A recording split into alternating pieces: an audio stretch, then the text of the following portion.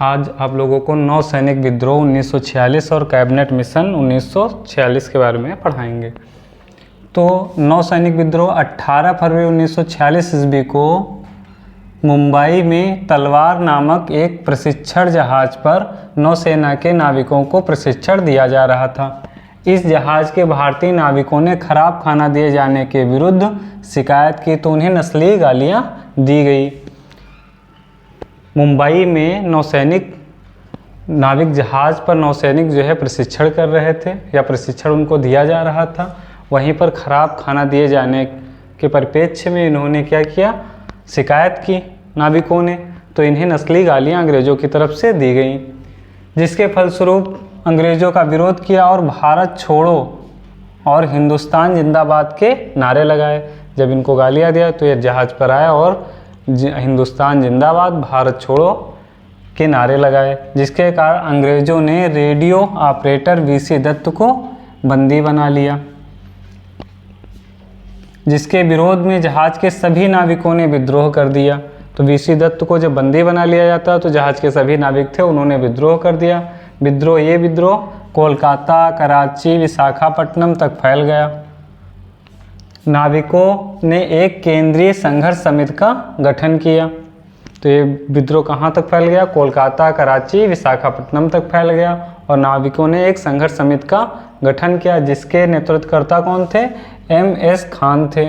नाविकों की मांगे क्या क्या थी, तो बेहतर खाना और अंग्रेज सैनिकों व भारतीय सैनिकों के लिए समान वेतन, आज़ाद हिंद फौज के सिपाहियों की रिहाई, इंडोनेशिया से सैनिकों को वापस बुलाया जाए।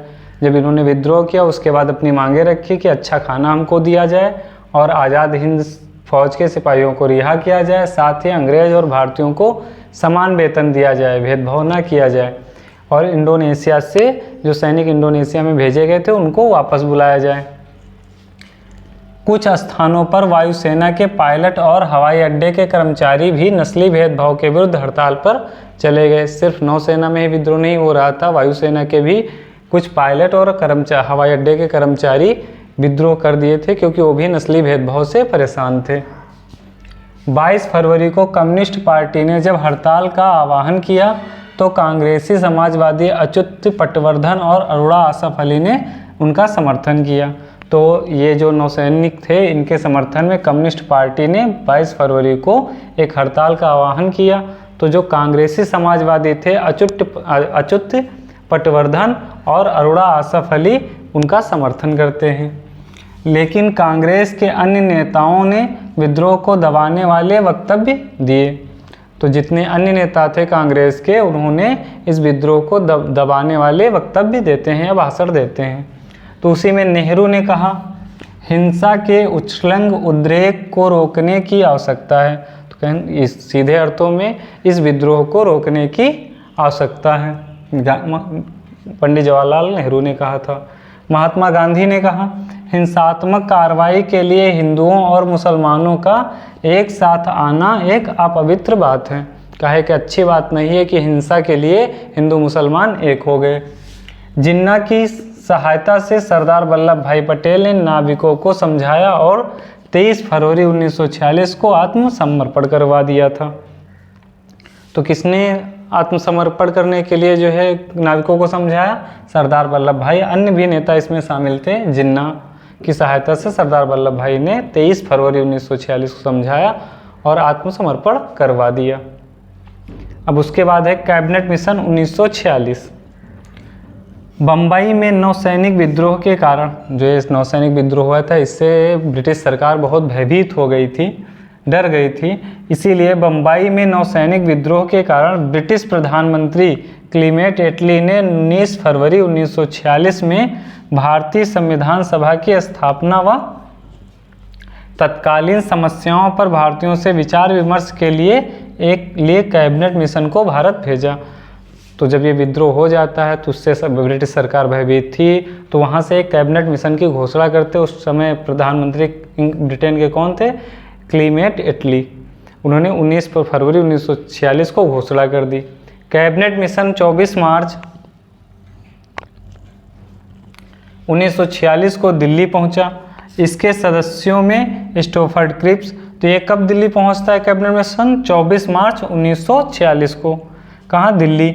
इसके सदस्यों में स्टोफर्ड क्रिप्स व्यापार बोर्ड का अध्यक्ष। तो स्टोफर्ड क्रिप्स कौन थे? व्यापार बोर्ड के अध्यक्ष थे।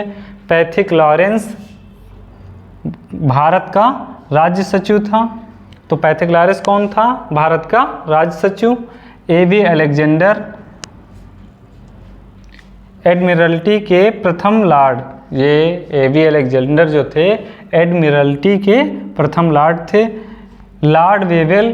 तो इतने लोग इसमें शामिल थे कैबिनेट मिशन में। स्टोफर्ड क्रिप्स, पैथिक लॉरेंस, एवी अलेक्जेंडर।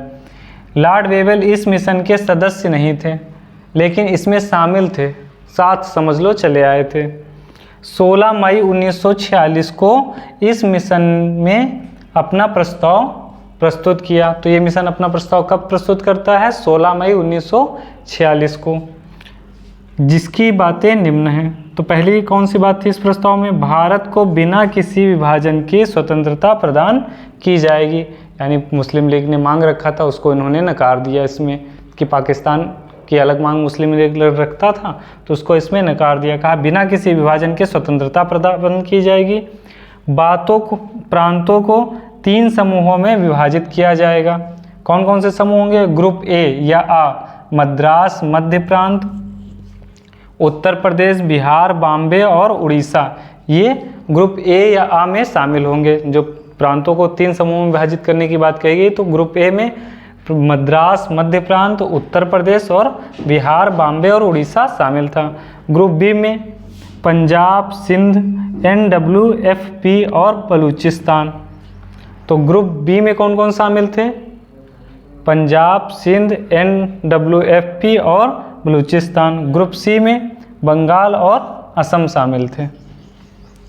तीसरा पॉइंट है, एक भारतीय संघ की स्थापित होगा जिसके पास रक्षा, विदेशी मामले, संचार और मुद्रा से संबंधित अधिकार होंगे। शेष अधिकार प्रांतों के पास होंगे। तो एक संघ बनेगा जिसके पास क्या क्या होगा? रक्षा, विदेशी मामले, संचार और मुद्रा होगी। बाकी जितने भी अधिकार हों सब प्रांतों के पास होंगे। अगला पॉइंट, संविधान सभा का गठन किया जाएगा और संविधान सभा द्वारा लिखे गए संविधान के आधार पर नई सरकार बनने तक एक अंतरिम सरकार की स्थापना की जाएगी। तो संविधान सभा का गठन होगा, जब तक वो नया संविधान, उसी संविधान की जो संविधान सभा गठित होगी उसको, उसके द्वारा लिखे गए संविधान के आधार पर जब तक नई सरकार नहीं बनती तब तक एक अंतरिम सरकार की स्थापना की जाएगी। कांग्रेस हिंदू मुस्लिम बहुमत के आधार पर प्रांतों के समूहीकरण के विचार के पक्ष में नहीं थी। तो यहाँ बताया गया था कि जो एक ग्रुप बनते इसमें हिंदू और मुस्लिम प्रांतों के समूहीकरण के अलग अलग समूह बना दिए जाते, इसके पक्ष में कांग्रेस नहीं थी और न कमज़ोर केंद्र के विचार के भी खिलाफ थी। तो कमज़ोर केंद्र इन्होंने बताया था कि एक भारतीय संघ स्थापित होगा जिसके पास रक्षा, विदेशी मामले, सिर्फ इतने ही मामले थे, मुद्रा, बाकी शेष प्रांतों को तो प्रांतों के अधिकार ज़्यादा थे, इसलिए कमज़ोर केंद्र के परिप्रेक्ष्य में भी कांग्रेस कैबिनेट मिशन से सहमत नहीं थी। मुस्लिम लीग ने भी कैबिनेट मिशन को अस्वीकार कर दिया क्योंकि इसमें विभाजन, बिना किसी विभाजन के स्वतंत्रता देने की बात कही गई थी, जबकि मुस्लिम लीग पाकिस्तान की मांग कर रही थी। पाकिस्तान को प्राप्त करने के लिए 16 अगस्त 1946 को प्रत्यक्ष कार्यवाही दिवस मनाया। तो मुस्लिम लीग ने इसको नकार दिया और प्रत्यक्ष कार्यवाही दिवस 16 अगस्त 1946 को मनाया पाकिस्तान की मांग के लिए।